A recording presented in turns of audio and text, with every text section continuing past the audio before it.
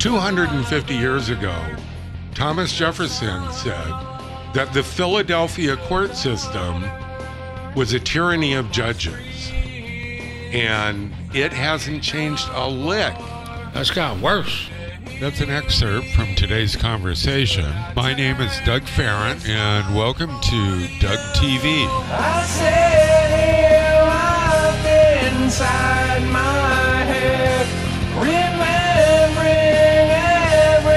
everything you said. The silence gets us nowhere, gets us nowhere, way too fast.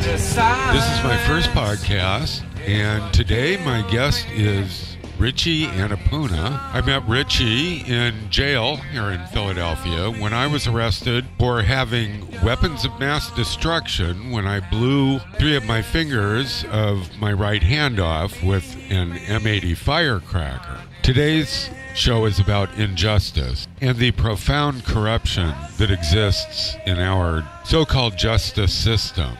Here in the United States, we have 5% of the world's population and 25% of the world's prisoners. We have the equivalent of the entire population, adult population of Denmark, in prison in this country. If that sounds expensive to you, to put the entire adult population of Denmark into prison, it is fantastically expensive. Since Jimmy Carter was in office, we have increased our prison population by 700%.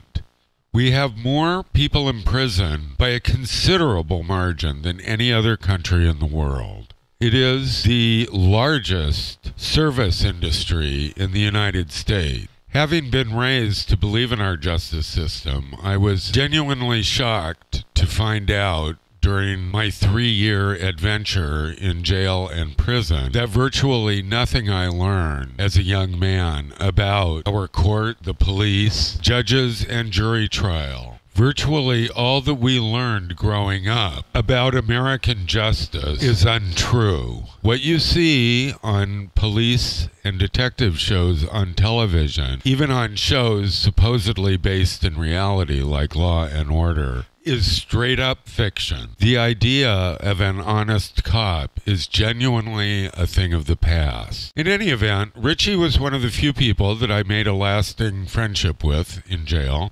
I've also been recording Richie's story as well, which is remarkable. And over the next few weeks, his story will be the subject of this show. But now, without further ado, let's jump right into our conversation together that we had not long ago here in my studio.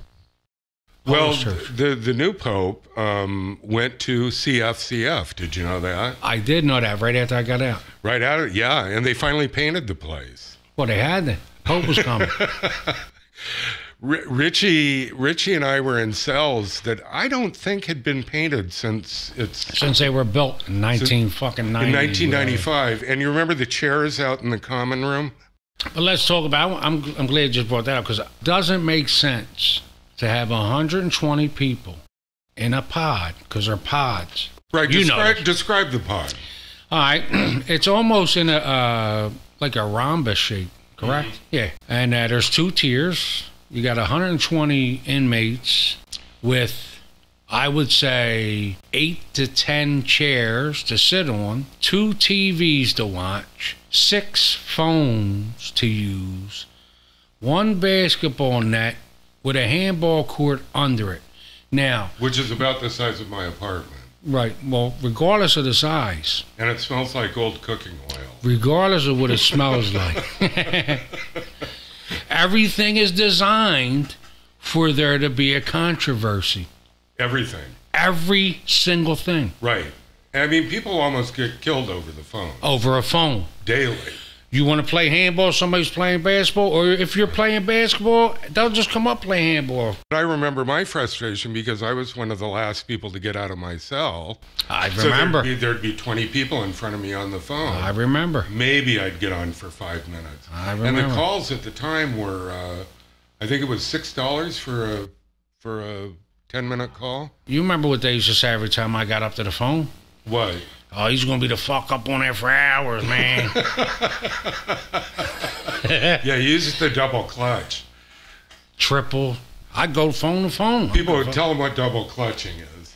Huh?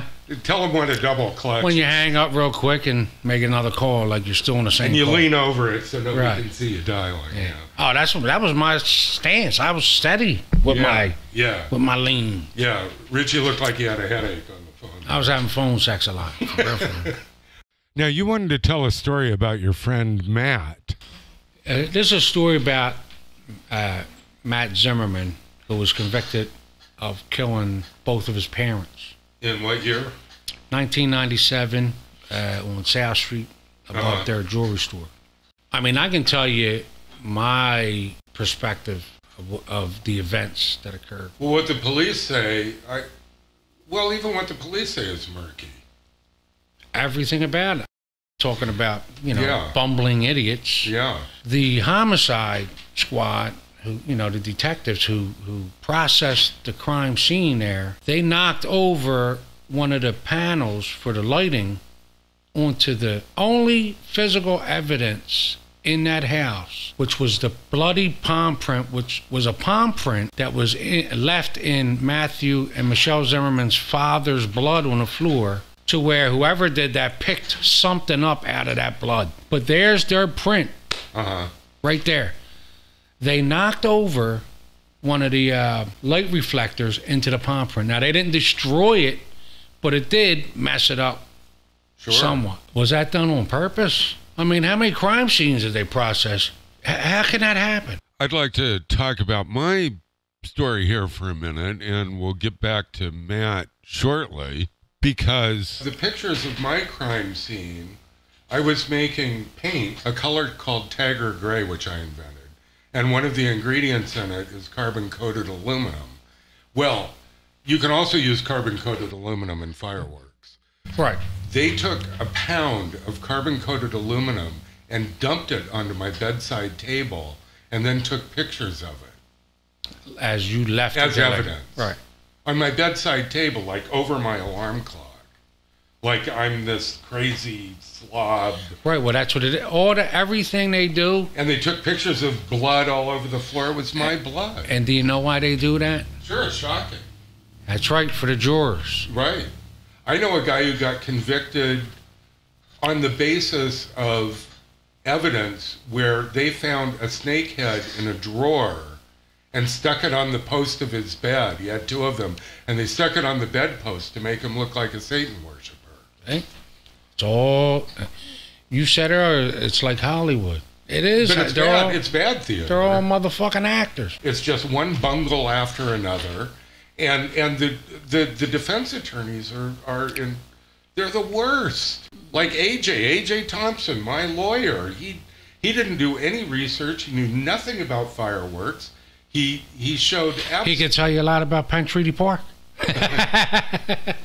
Well, everybody was confused in my trial because all the lawyers know about guns and gun charges, and a gun thing comes up and it's just routine. But any little bit of flash powder or fireworks or an M80, and the prosecution is calling them explosives.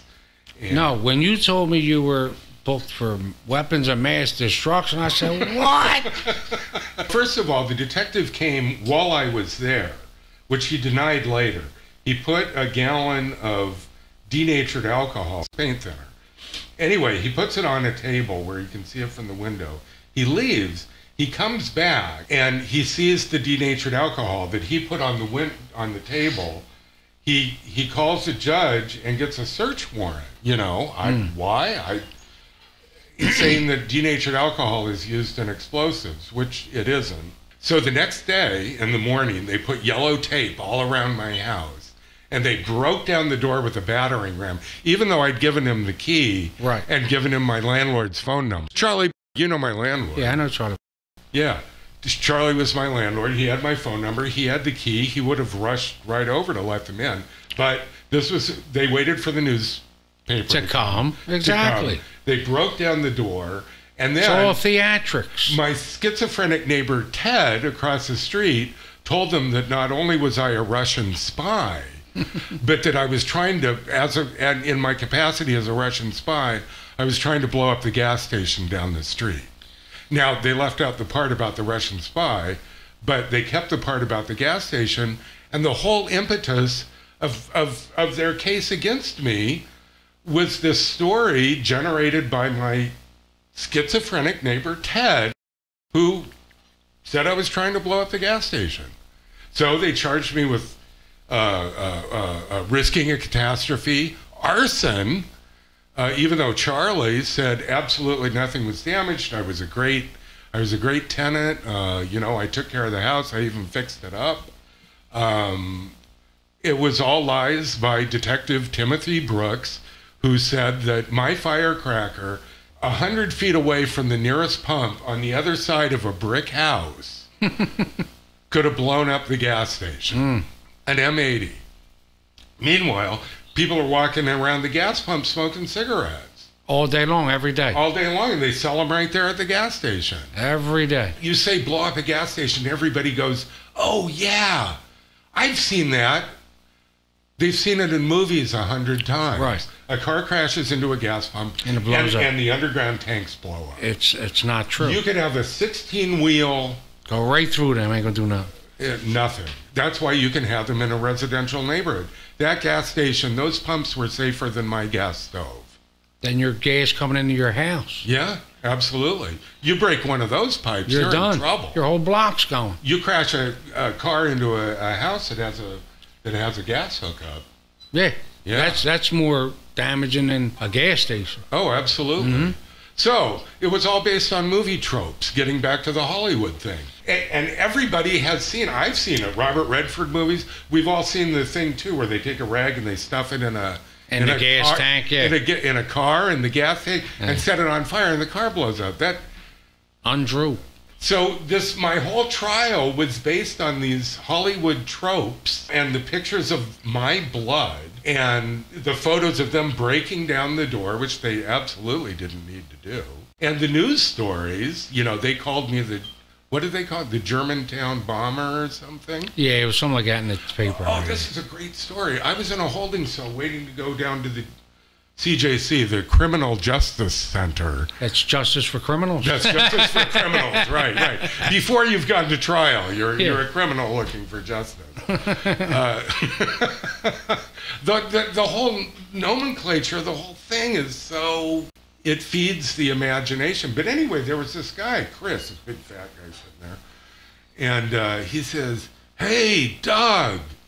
And I said, "Do I know you?" He said, "Yeah, we lived across the street from each other." I said, "Oh, yeah, you lived in that apartment house over there." And he said, Yeah. He said, "Hey, you got caught for firecrackers, didn't you?" And I said, Yeah. He said, "Man, I used to blow shit up around that neighborhood."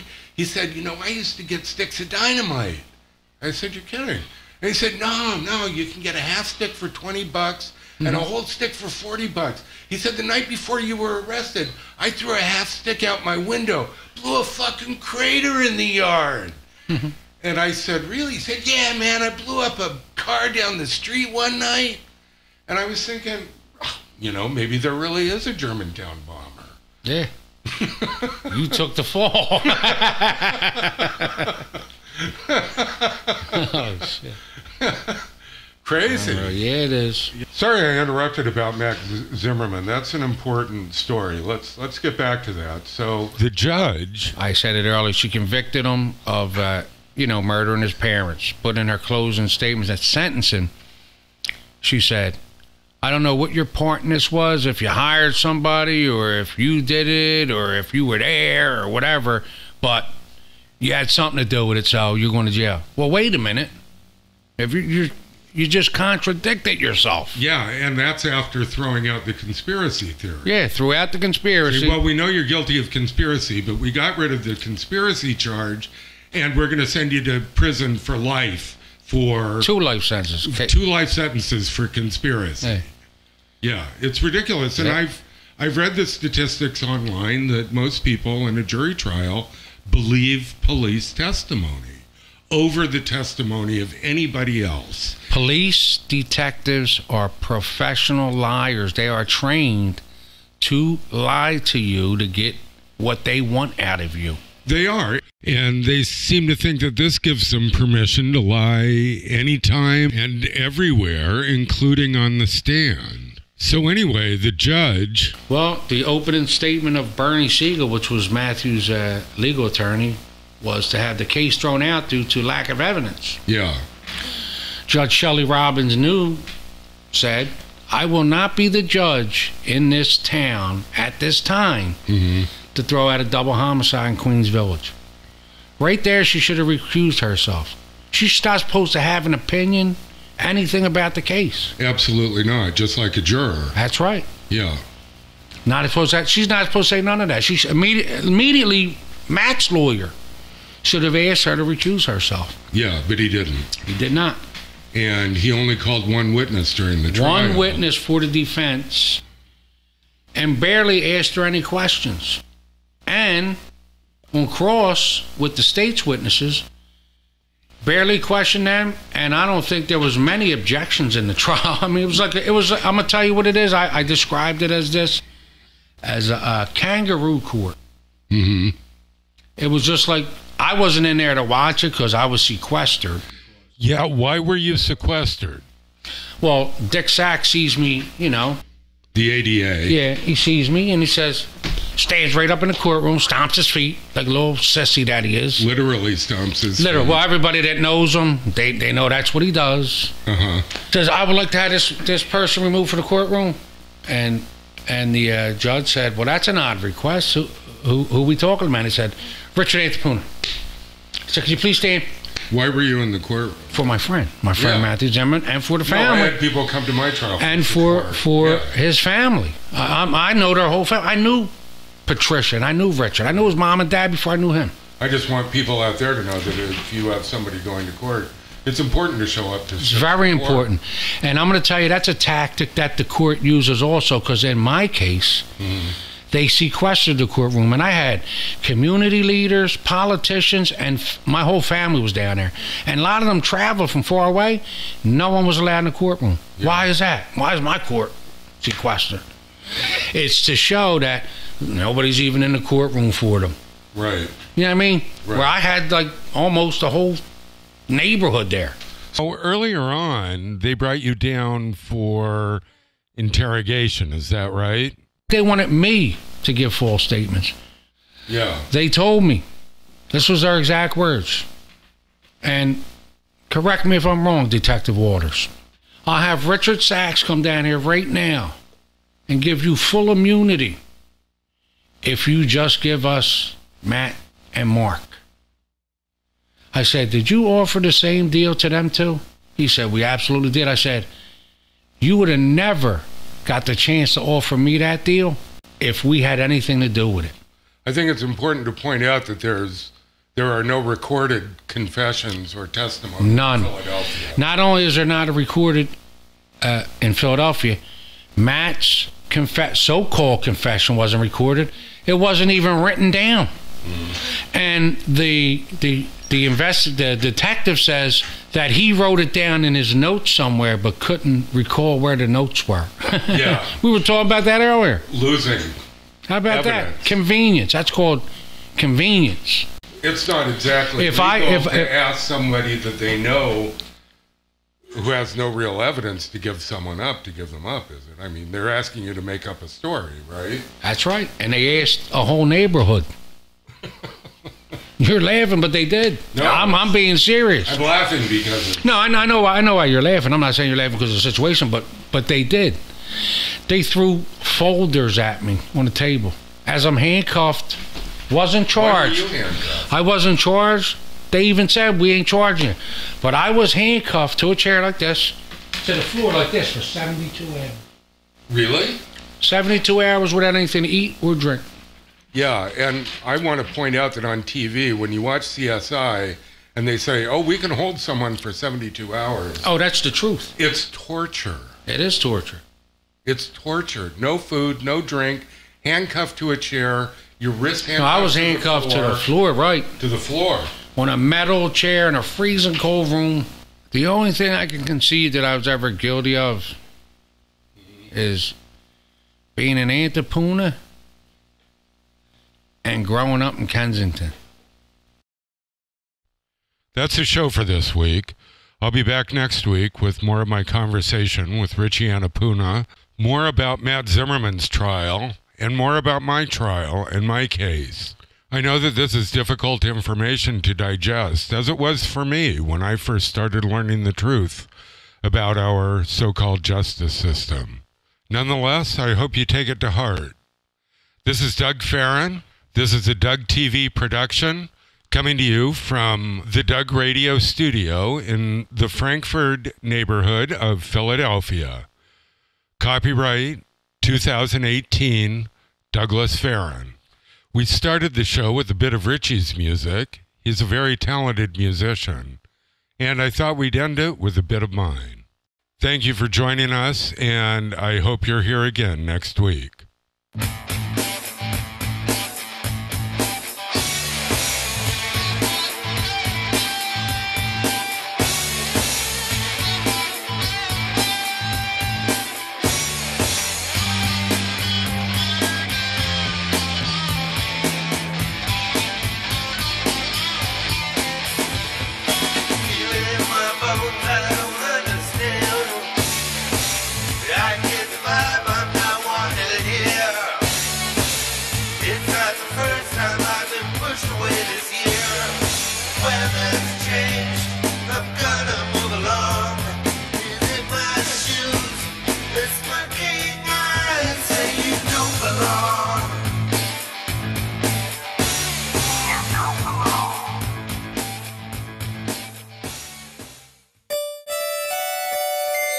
A production of Doug TV International.